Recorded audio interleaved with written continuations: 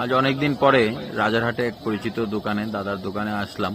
ছোটবেলায় বাড়িতে থাকতে এই ধরনের লাইটগুলো দেখা যেত। এর ভিতরে একটা ছোট কাপড়ের মতো একটা টুকরা থাকতো, ওটার মধ্যে আগুন দিলে সেটার যে একটা লাইটিং ছড়াতো, সেটা থেকেই মূলত আলোটা। এটাকে বলে হলো পাম্প লাইট। আমরা ছোটবেলায় আমরা বাড়িতে ব্যবহার করতাম। তো এই জিনিসটা দেখে অনেকদিন পরে অনেক ভালো লাগলো।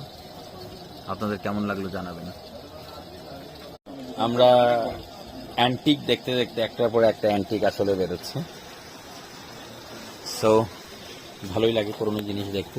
উপরে একটা দেখলাম, এখানে একটা দেখলাম, এখন আরেকটা আসলো।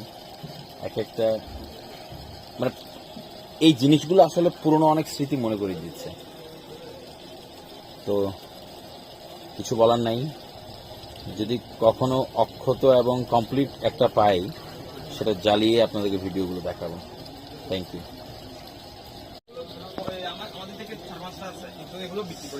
সো এই যে পাম লাইটটা এত সময় দূরে দেখিয়েছিলাম, সেখানে একটা, এটা আরেকটা মডেল। সো এগুলো আসলে এক ধরনের রাজকীয় জিনিস।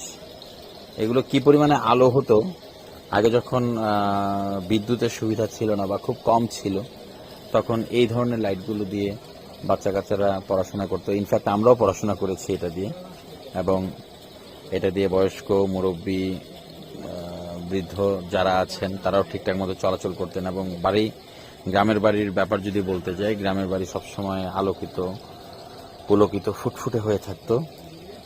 সো এই জিনিসগুলা খুব বেশি মিস করি, এবং অনেকদিন পরে এই জিনিসটা দেখার পরে অনেক বেশি ভালো লাগছে।